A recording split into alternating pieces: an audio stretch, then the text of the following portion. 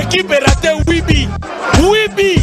Bandi bo bazoko kopeta premier mitante. Komita bajo Canadien bito to bandi kuna la na sima baba bitumba. Aba mina kata na mbongo. Mwasi parce no gagner malidi deng tina terrain na kaya Kinshasa. Eza la raté.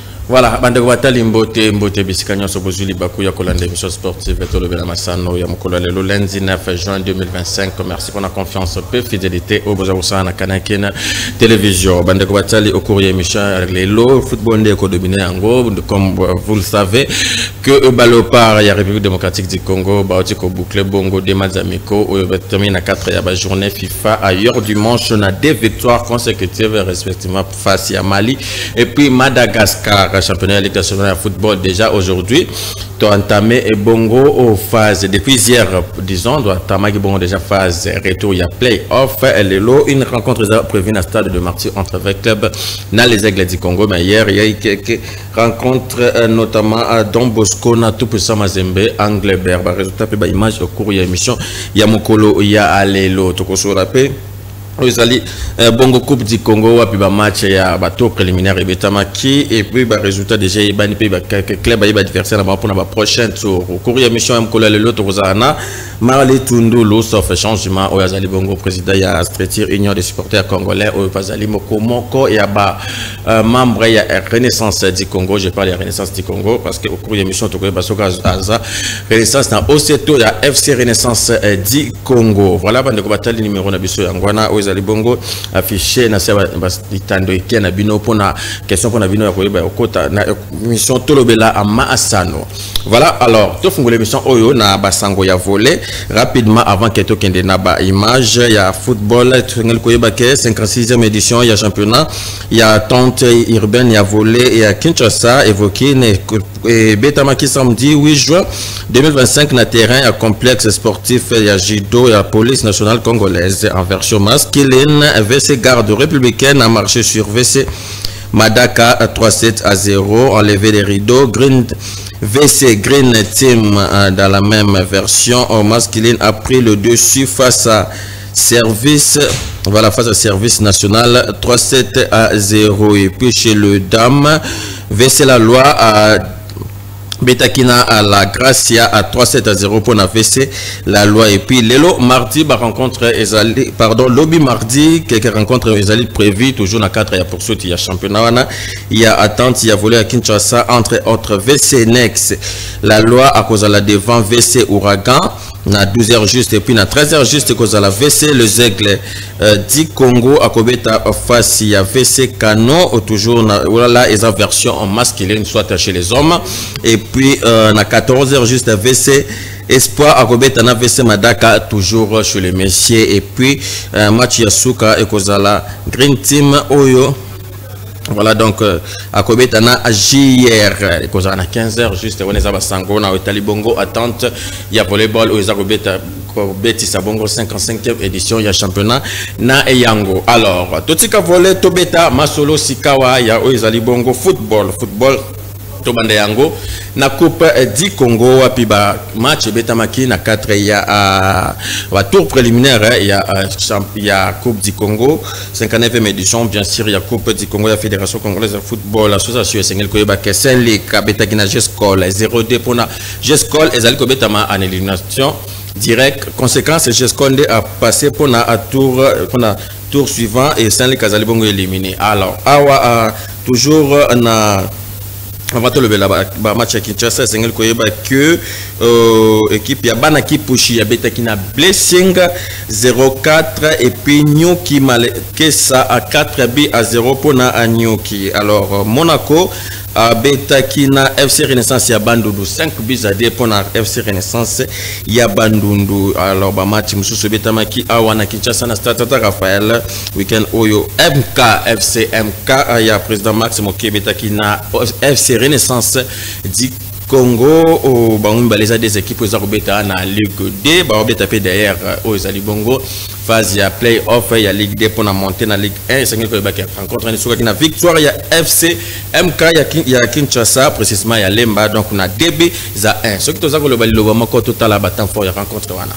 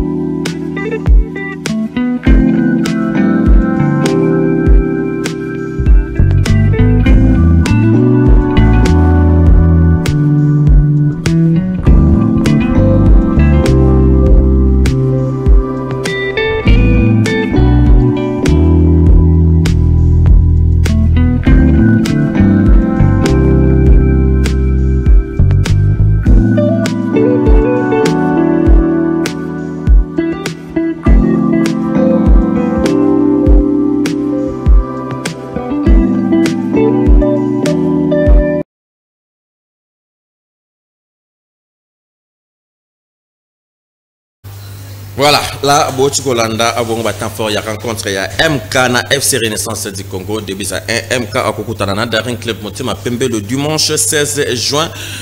Awa na Kinshasa alors rencontre M. Pezalaki les croyants les élites victoire il y a les élites et bien qui se qualifié dans la séance tir au but na 1 contre 4 après début partout na terme à 90 minutes disputé ce qui tout ça que le bali le bamoko tozo à batafo ya rencontre kana pito kozonga pour que to kotisa à Marli Tundulu otozane na ba mira na biso to sola naye par rapport il y a football ndenge za ko évoluer phase retour Union des supporters congolais FC Renaissance du Congo FC OC avec lui toute le précision tous à temps fort il y a rencontre les élites na TP le croyant les élites qui va jouer face avec club na coupe du Congo après victoire na Oyo total.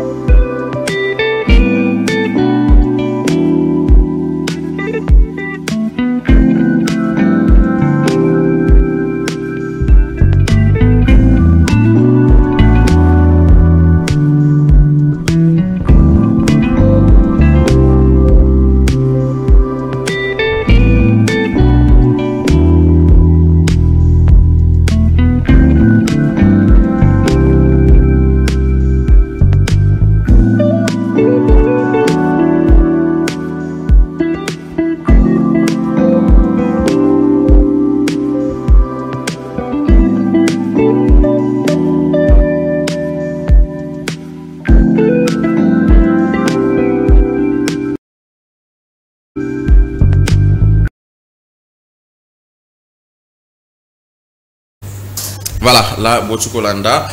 À temps fort, il y a rencontre, il y a les croyants dans les élites, 2 buts partout, dans terme à 82 minutes, et puis 4 tirs reçus contre 1 pour les élites. Voilà, les élites au Koutanana, AS Vita Club, il y a Kinshasa. Sur ce plateau, Otozana Marley et Tundulu, avant que tu le veuilles la foot, na Balopara. Tozamba Marley Tundulu, puis Toko Osola, Nayende dans le bien, Lina Foot, Balopara, rencontre na Bango, des rencontres na Bango. Dans le cadre de la journée FIFA, mais également aussi Streetier Oya Kambaka, les Alibongo Union des supporters congolais. Marley Tundulu, bonjour. Tolobani, bienvenue encore dans Tolobani Massano. Parce que cette saison, cette année, depuis 2025, non, pas c'était. Hein? Bonjour, Jonas. Ozana a raison. Nous toujours ce qui est Kambako le Bézate, on s'était. Mais ce que moninga nandimi koya lelo na plateau na bino parce que makamba ko lobeza et j'en profite ya ko saluer ozali mon conseiller à chaîne oyo parce que lelo Marley Tundulu sope ayebani mingi na média mokil mobimba ezape chaîne oyo nde muto et propulsé biso donc j'en suis vraiment reconnaissant quant à ça. Merci beaucoup, Marley et Tundulu. Alors, Marley Tundulu, championnat de Ligue nationale de football, les autres continuent, bonhomme de chemin en Angola. De côté des étapes, il y a phase, il y a retour, il y a play-off, dernier, selon yo, attaque et dirigeant, bien sûr, pour résumer, phase aller, c'est vrai, il y a pression, tantôt, il y a 4 championnats, tantôt, continuer, tantôt, il y a des équipes surprises dans le classement, entre autres les Aiglets du Congo, Maniema, Ignon. Comment est-ce que vous avez la lecture par rapport à la phase aller? Jonas, je vous dis, l'inafoot et bêta manango, playoff et bêta manango, mais vrai playoff, yango yonde toujours quoi c'est. J'ai toujours dit quand on veut, on peut. Et ça une question à volonté. Et ça une question à courage. Et ça une question à détermination. Cette fois-ci, l'union des supporters et qu'on pousse aux alliés bakonzi. Il y a l'inafoot pour bako salisa aux alliés championnat, surtout playoff, comme il se doit, et le lot toujours monde a ba sensation.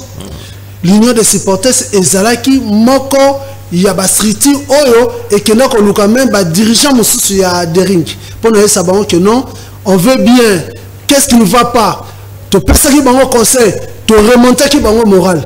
Les autres toujours mona o ezali surprise au début pourquoi? Parce que l'union des supporters et l'union qui playoff et beta manenge zo beta mao ezo beta makitoko bien que avec dérogation oyo ministre appelle ça parce que ezaki suite à demande il y a kono fédération o azali organisateur mais du moins tout le monde appelle commission et ministre qui déjà peut o azali calendrier nango et exactement anticiper. Alors, le coup là, tu as côté plutôt, tu évolues quand on a sens ouana, tu as ta match retour, bien que tu reçois ça va match retour, mais du moins, tu reçois que tous les 30 juin, nous sera en 18 matchs joués, bah club Nyos. Et ça a 18 matchs joués. Mais j'ai dit, bravo. Calcul, mathématiquement parlant, ça dit les 30 jours, chaque équipe va au moins 8 matchs à 7. Exactement. Donc, ce qui est ici, vite à remettre à 8 matchs. Mazembe, il faut mettre à 8 matchs. Deringa beta 8 matchs. Pour équilibre et ça. Équilibre et ça. Mais jusqu'à là, nous avons le coup de chapeau dans la commission de gestion de la foot parce que tout le monde est vraiment. Et puis bravo l'équipe sauf que le on a réunion et ça a un joueur de décevoir là en tout cas partout dans kende je peux pas marcher les images il y a Ange Vert en illustration Ange Vert azoko 8 à 1 par rapport à la prestation il y a pas tour classique je me dis mais exactement. Ben ça, il y a régime. Je me dis. Il y a des tentatives, la tentative, il y a corruption, complaisance, arrangement dans le match. Mais on peut dire aussi oui. On peut dire aussi oui parce que, en tout cas, je n'arrive pas. Il y a comment on a vraiment Ange Vert. Il fallait que la Natale Céleste, il fallait que l'année attend au Renaissance du Congo. Tout ça qui n'a pas ça, il y a football champagne. T'as là le lot de ring. T'as les aigles du Congo. T'as là exactement. Exactement. Donc, Tanganyika na zoya na classement. Mais la minute à part les Ange Vert, tu as dit que non, Azad est déclassé. Mais la minute le premier, aïe, bandit non noté. Dans un monde qui est équipe, ils ont serré. C'est ça le football. Et ça, et l'autre autre, au Luka. Et puis le long d'ambiance, on a le long, Coupe du Congo contre Soussou. Ça fait du bien. Ça fait du bien. Bato oyo ba négligemment mouké playoff. Mais ba moni Coupe du Congo, n'est-ce moni les croyants les élites. Bato ba yé na stade. Ça fait du bien pour nous remonter aux élites football na biso. Très bien, ça fait du bien. Alors, puisque au Kambaga Street, les supporters, on va prendre les images du match à les Aigles du Congo. Il y a Simba et les Aigles du Congo. Au Simba gagné les Aigles du Congo 1-0. Puis, on a pour que tu commenter un peu le comportement des supporters. Il y a Simba à ce jour-là dans le stade Joseph, dans le stade Kiba Samaliba. Et puis, on va à Torozonga comme ça pour que tu continues. Je crois que là, donc, entre Lupopo, na Sangabalende et puis les aigles Simba, les aigles du Congo, Jean-Jacques Lombela.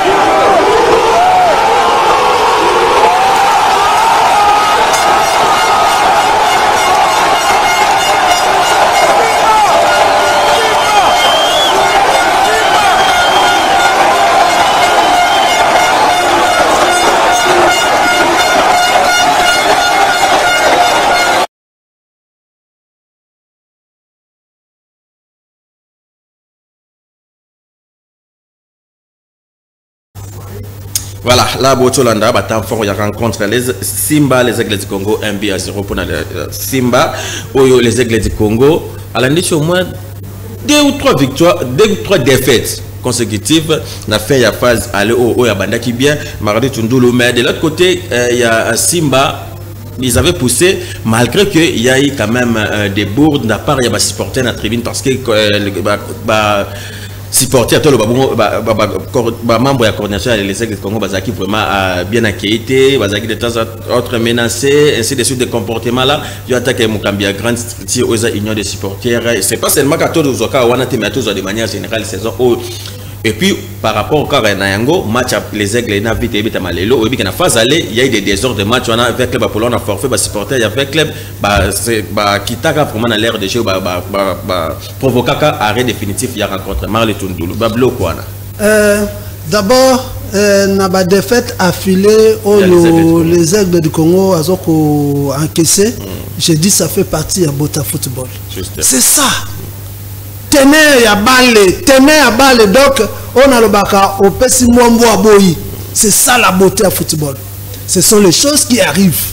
Il faut tenir jusqu'à la fin. Ce sont les choses qui arrivent et c'est ça la beauté à football. Alors, na image automone, moi je pense qu'au nom de l'Union des supporters congolais, comment na ba supporters envahir stade, terrain, moi je dis que Eza Babilo Komoko Oyo biso tokoko sepelate. Ce qu'il faut qu'on sanctionne et c'est qu'on sanctionne parce que toboyi banti valeur. Lelo Oyo football les autres évoluer. Tozo na lelo Oyo et le but c'est qui ne sont yamba équipe à domicile que aux un avantage. Tozo mona ngona bamboka mususu. Que na mboka na yo mais babattre yo ba gagner yo. Et sengeli na biso tous en esprit na sens ya qui fair play. Oyo Union des supporters et ont le babutu na moi. Apollo qui contre Simba, mais le lot oyo beta contre avec club. Que le meilleur gagne, a rectifié bâtir, encaissé ming, le lot a commencé à faire sensation. Mais il y a un match mokopé difficile parce que ezala les aigles même vita encaissé belé.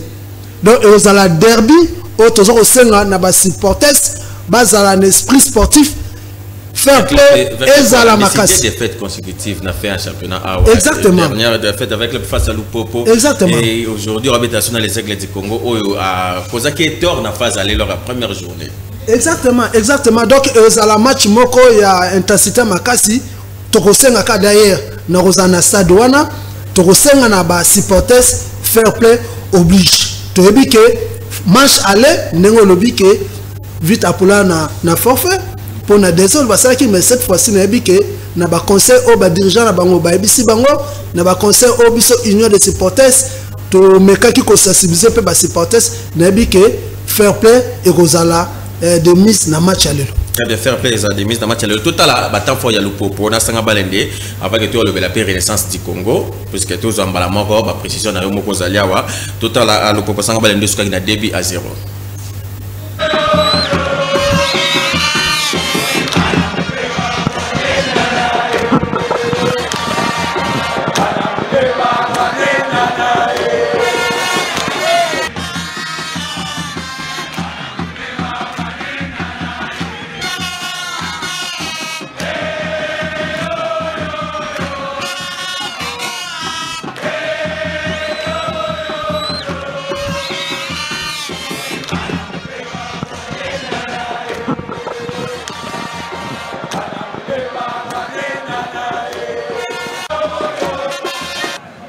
Le football club Saint-Éloi Lupopo termine cette manche de play-off par une précise victoire à domicile. 2-0 face à Sangabalende. Sa Majesté Sangabalende a sombré défensivement et commis beaucoup d'erreurs. L'après-midi a été riche en émotions au stade Kibasa Maliba. Les supporters jaunes et bleus ont vécu leur dernière rencontre de cette phase dans le stade mythique de la commune de la Kenya. Le match, lui, a démarré sous une forte pression de Chimino à la 4e minute, faute de Ilanja sur Kazema à l'entrée de la surface de réparation. Le coup franc de Patou Kabangou est sur la trajectoire des Kalambaï. Puis, d'une combinaison à 4, Kazema, Kabangou, Draman, Junior Mavungu tire de loin, la balle passe au-dessus de la barre transversale. Lupopo intensifie les assauts d'une passe de Kabangou dans le grand rectangle, à bout portant, Ours frappe du pied droit. Kalambaï s'interpose et l'ailier gauche Kazema insiste, mais il rate le cadre. Les anges et sang de Mbujimaï tentent d'entrer dans le match en maîtrisant la situation, mais ils pêchent dans leur dernier geste. À la 18e minute, le filet des Balende tremble. D'une frappe de Patou Kabangou, la défense repousse la balle Excentré sur la droite, dans la surface de vérité, Junior Mavungu frappe à ras le sol d'un génial pied gauche pour l'ouverture de score. Un but à 0 pour le protégé du boss, Jacques Yaboula Katoué.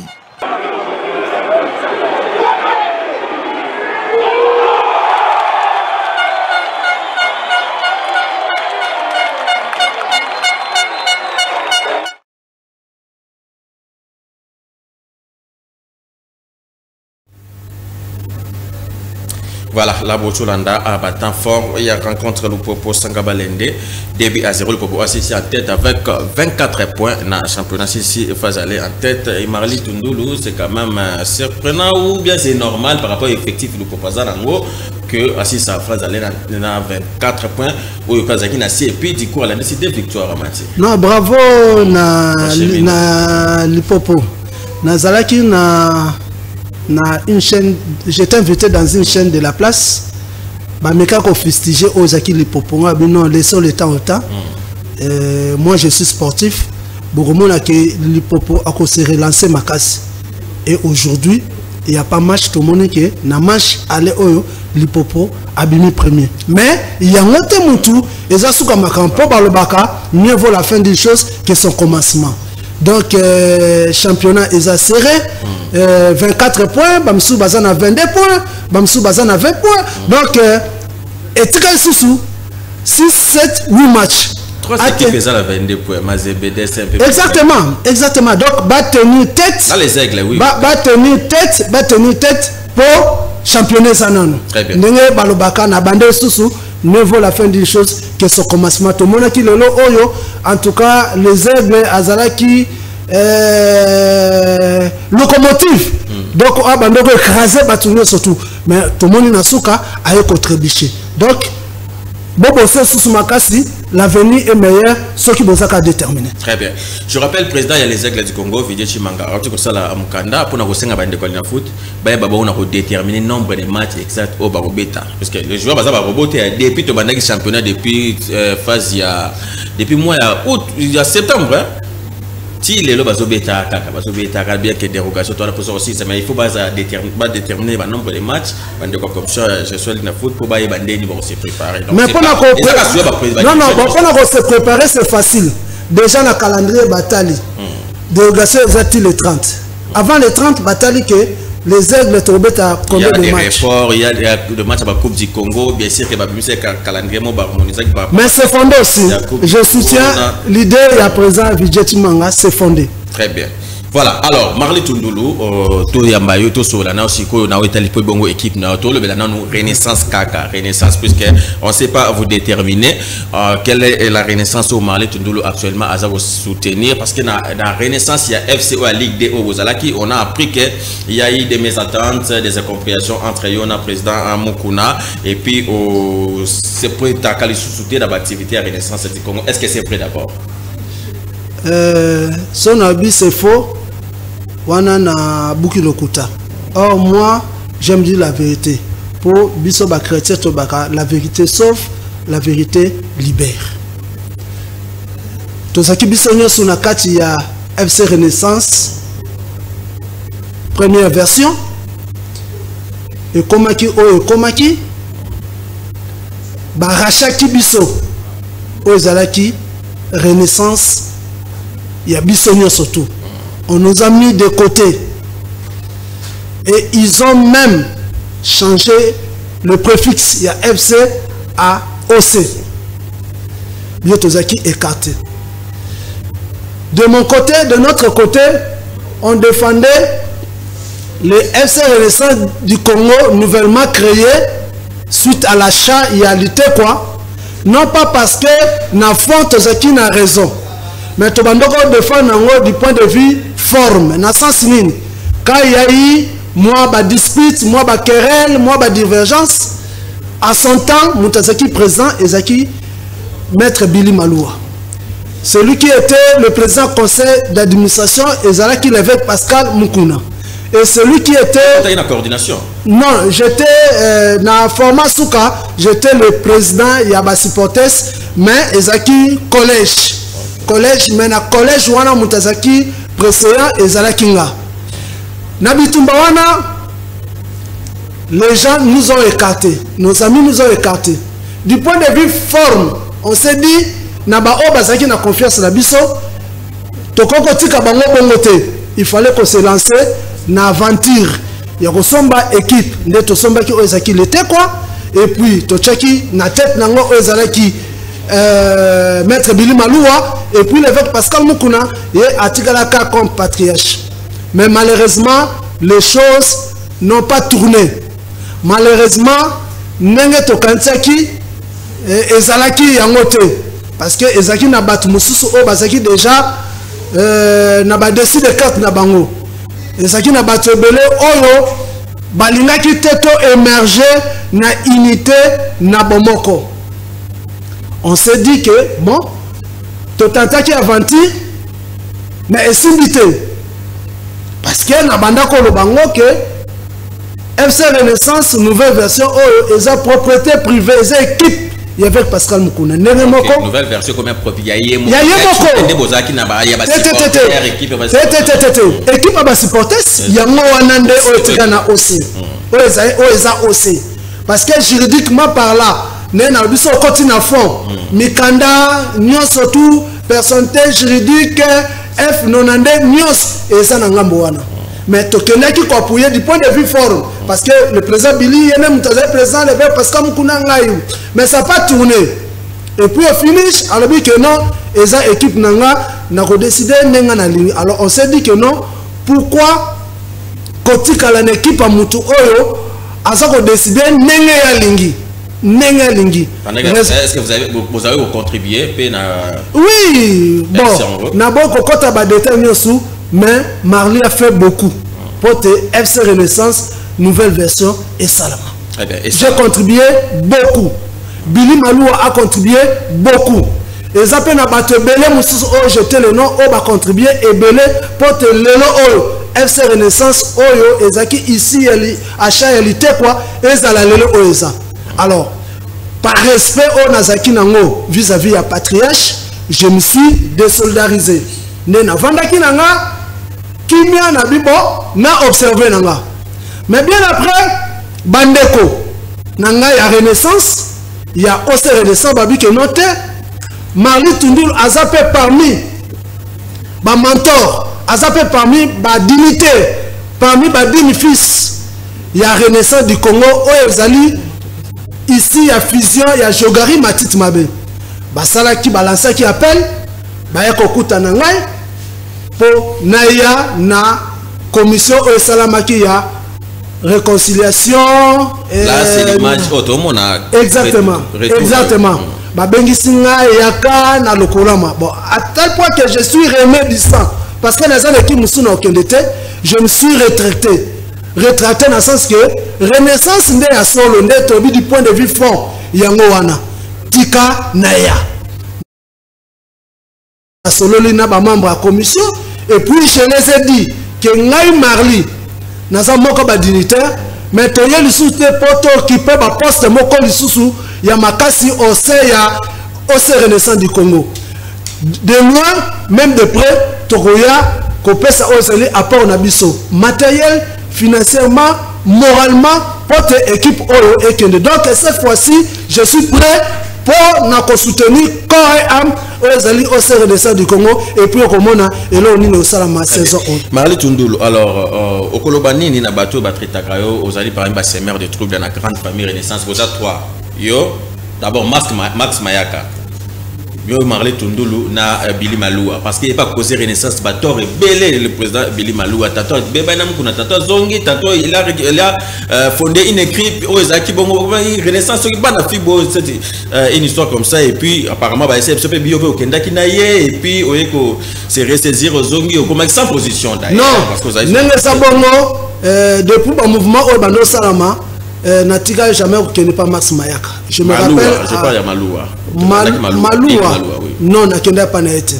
Nakenda pas naïté. Très bien. Ndé ba traiter Kabino ba semer des trous dans la carte. Bon, loin de là. Dans le bar toujours la vérité finit toujours par triompher. Avant ça seulement, bon comprendre que Marley a parmi les pions majeurs. Oh le ceux qui Renaissance c'est ça. Marli Tundulu aza penakati. Eh bien, Marli Tundulu aza penakati. Alors, Eza Bombate, yo na Willy Kindembe aza actuel président, il y a aussi Renaissance du Congo. Dans l'État, vous avez eu des incompréhensions. Je ne sais pas, peut-être c'était par rapport à Batouo, Balandarabino, tu es système supporter de Balara, Batouébélé, de gauche à droite, Batouébélé, Chichotara, Nabino, ils ont créé les bino, frustration, méfiance, comment on s'est méfié. Et puis il y a des incompréhensions jusqu'à tel point que vous voyez c'est-à-dire tout ça, la télévision, c'est limité peut-être dans Babylone, Moussoussou. Est-ce que vous allez bien venir dans Katia au Renaissance du Congo, surtout dans ce on a CNSO, toujours Willy Kindebe a toujours co-dirigé. Jonas, vraiment Marli Tundulu. Nakoyebiso vérité. Même na babitumba auto bando kende. So Jonas ba moni kembe ba mokesa. Que moi eloko mori ko salama à l'encontre nanga. Ba président sectionnaire ya lokola mabado benganga. Ande o ya bale to sa bandeko. Batu basoko loba mabe pona yo. Lekisa message ya paix, chakimia. Donc pour te dire que ande o ya bale tout ça qui déjà aux amis famille on a la Renaissance, c'est une grande famille. Willy Kindembe personnellement boye tout ça n'est un problème té. Ce que ça ka divergence, il y a ba idée, il y a ba pensée. Que ngana kansi boye, il y a zo kansa boye. Mais en soi et l'autre côté. Et puis tant on a ya qui ko se retirer na FC Renaissance, il y avait Pascal Mukona Oza ici à Cha, l'ité quoi. La première personne au Benga Kinga c'est le président Willy Kindembe. Azaki libanda mboka nazasi na Dubaï abenginga. Président en tout cas na sepeli yosande konanga yakato kutana tout soutenir équipe. Nabi OK problème ezate na yoki na retour na ye ainsi ça peut to kutana mais j'ai pas voulu qu'on se lancer directement parce que je me disais qu'il n'y avait pas un comité. Il n'y avait pas un comité abandon jouer qui intérim. Alors il y avait moi Bakwak, alors on a l'inacquitté na kota kuna. Mais je pense que cette fois-ci, le cola commission de salami, n'est pas au chat. Les points sur les sites, il y aura un comité élu, il y aura un comité responsable. Marli Tundulu Suko, akoya en appui. N'est pas que n'ayez sous-souté. À part qui président, n'ayez pas poste ni sous na kokozala. Or qui président, compte tenu. Il y a charge au Nazan parce que j'ai aussi une équipe au Nazan encadré à Bajen, Nazan présent il y a Striti, il y a union de supporters, Nazan est belé, Naba Striti est belé, Namakamo belé, na Okokate, mais du moins pour na l'état de Renaissance du Congo, Oyo, bah changer préfixe comment OC, nous allons mettre les moyens, nous allons activer tout et puis te ressentir la bâtiment surtout. On sous balinga Marli Tundulu bazonga nandako parce que on est zanda kwa famille. OK, avant tout zo ba image ya balopar parce que ba téléspectateurs baza ko zela ngo ebele Marli Tundulu question asuka par rapport ya au Renaissance du Congo ndengo zongia wa oyebine Renaissance e bandaka tant toza on a ville ndenge Renaissance e bandaki 2014 15 16 engourement wana amour wana ba supporter ba ko témoigner vers équipe wana à cause na bino à cause de la divergence na bino de sala ke lelo ba to ba se retirer ba motala makamna bino na musika nde boche commission nde bozongi nde Willy Kindembe benga kiyo ndenge ko za wana exposa cirque ko relever défi wana ya ko tombola yango lisusu ndenge Renaissance ya kale salaki. Oui ba to ba belé mais son abi koton sa sous stand ndenge za kala wana économiquement les lobes lança qui n'est opération ouverture ba postuler tout le monde appelle et simbité dans ba candidat ba se présenter ba yate dans vraiment ba croiser les bras te baza au travailler commission au travailler si je me trompe pas en tout cas ba candidat ba na bango Renaissance c'est ça un grand club le Kola ba Vita ba Mazembe ba DSMP où est la popularité très bien, merci beaucoup Marli Tundulu. Alors tout est en image total là aux Ali Bongo Batant faut y rencontrer à Balopar, il y a République démocratique du Congo face à Babaré à Madagascar 3-1 des acquis score au sanctionné qui deuxième match amical il y a Balopar, il y a République démocratique du Congo hier na Orléans face à Babaré à Madagascar match évidemment na 4 de Tolobia il y a journée et FIFA Tolanda.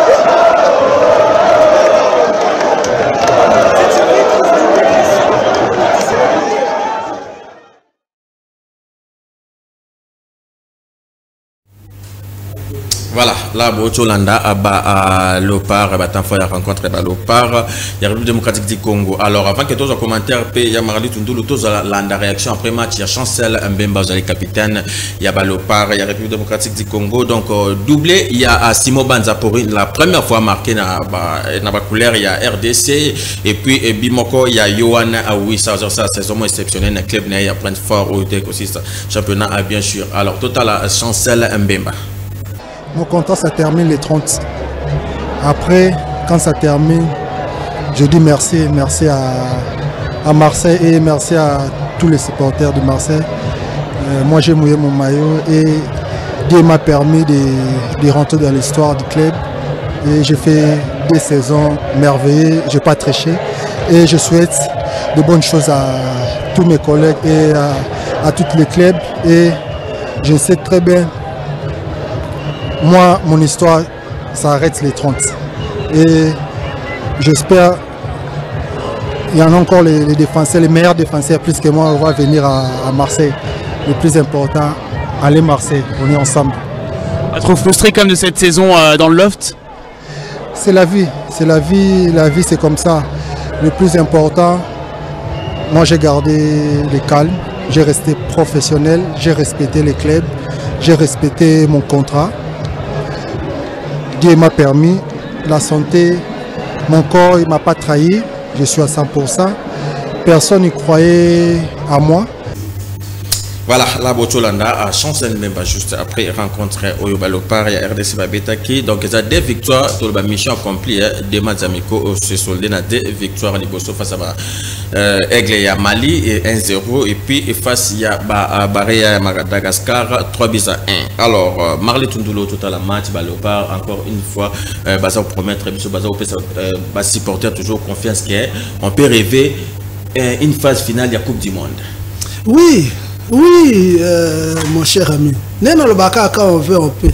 Le Tomonique, que ce soit les joueurs, staff technique, même nous les supporters, nous sommes déterminés. Ça fait un bail au RDC, l'OPA et Kendaka na mondialité. Mais quand même, tout ça, nation moko grande par rapport à pays africain. Pourquoi pas? Pourquoi pas? Mais je pense na Tunis, déjà mon deux matchs amicaux avec espoir que tant que tu as d'ici là na Sénégal, tu vas sous ce belé et puis et vous allez excuser parce que contre le Sénégal et vous allez le remourir à PTT. Donc nous devons au Balbaka impératif. Donc on doit gagner. Donc bravo na Balopar na biso, bravo na staff technique, bravo na Kono, on a monaki même le président Sambi, plutôt machine, Sabé machine, aza toujours na Lopar pour accompagner, je dis bravo et tout continuer quand et là on a il y a à espérer. Voilà, il y a à espérer. Et pour battre le Sénégal, c'est pour soutenir les joueurs du début à la fin, état-major, il y a RDC. Il y a un ça là, biso déjà la carte à Union, Tobandaki déjà qu'on sensibilise déjà. Tout ça qu'on s'est laté à la veille. Et puis les lots, Bérer Moussoussou, Béchek Moussou Zalara, parce que vous voulez faire les choses à la hâte et puis à la veille. Là, mais déjà, exactement. Donc déjà, Tobandi déjà comme sensibiliser, supporter, tous un match moi Makassi, Priaka, déjà reprié. Donc Coupe du Monde ou jamais.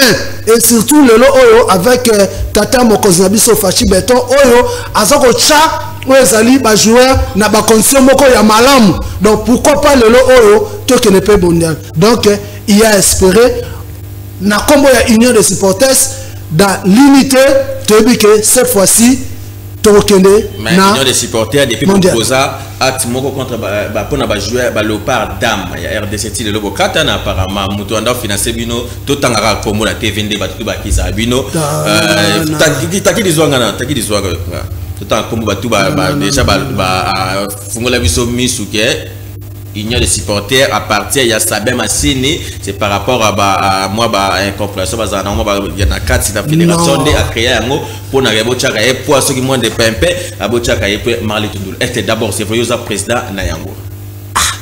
Donc c'est que bozo on dit na capacité na ngate.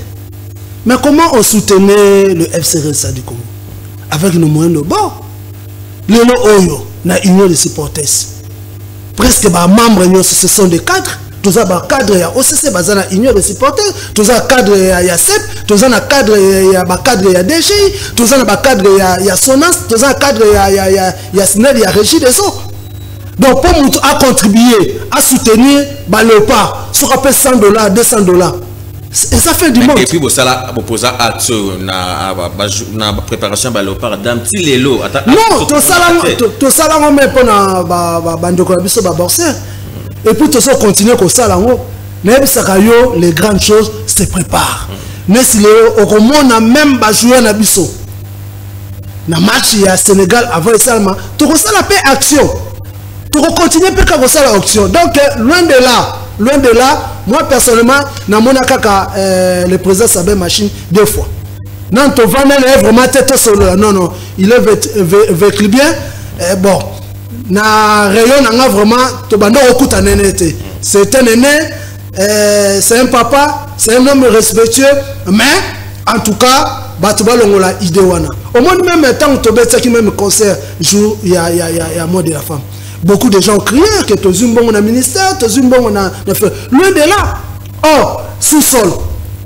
Vigas. Nanaza membre d'honneur na kati ya orchestre ne wana. Alors, Tolingaki, à l'occasion, tu honorer ma maman, en tant que membre d'honneur, n'a pas et touché ma moyen, et puis salami.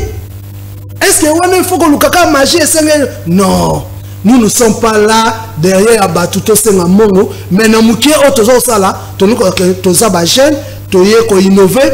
Bisomo repère to sala quelque chose et yango nem tozo sala et yango ozo mona lelo ba dirigeant bazo respecter aux union des supporters pour dirigeant mon côté a komona maman ya union des supporters ayo ko senga mo na sima. Très bien.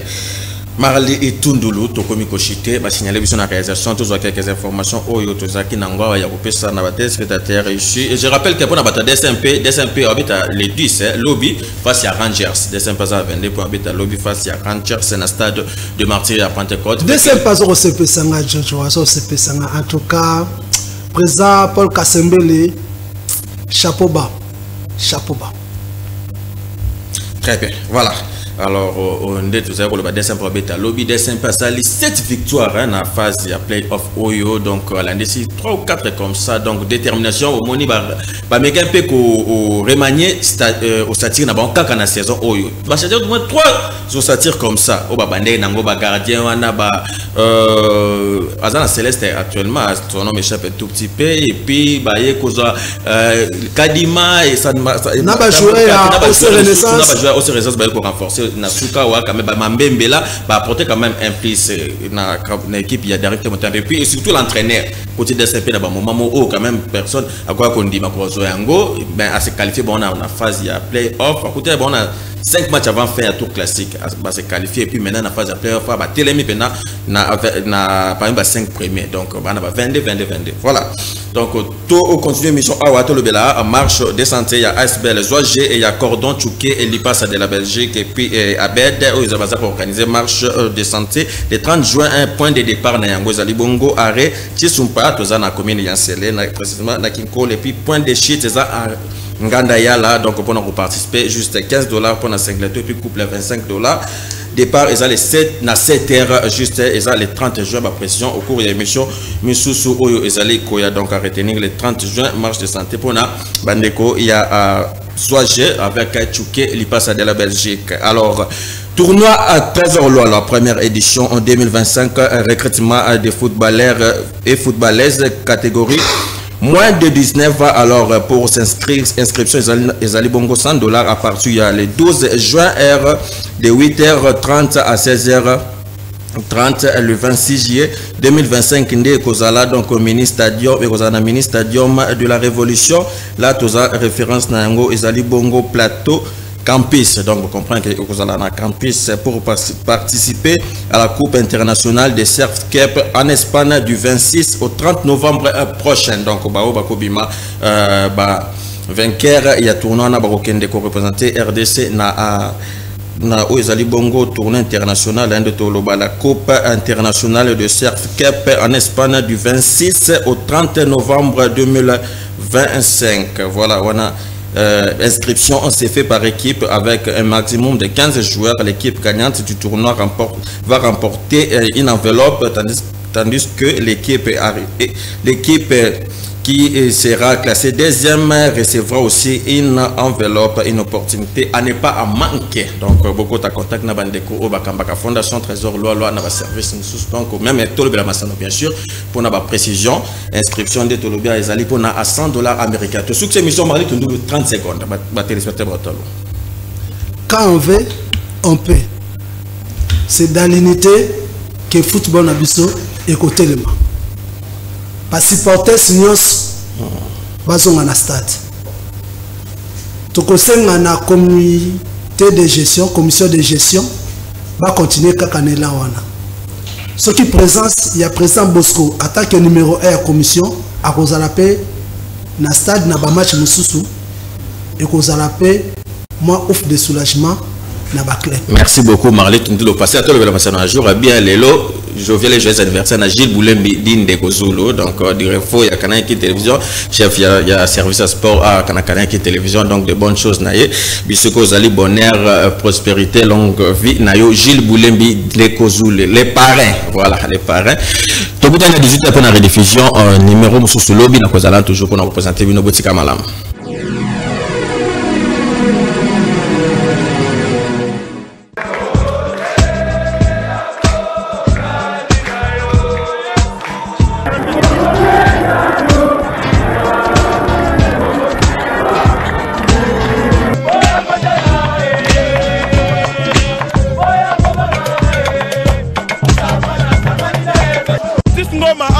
Équipe na biso na malembe na place de linguer sous-souté équipe raté Wibi bandibo bazoko ko beta premier mitante kwa mita bazoko kana biso to bandi kuna la na sima baba bitumba oda mino kata na mbongo moi maseno gagner malidi de ntina terrain na Kinshasa et ça la raté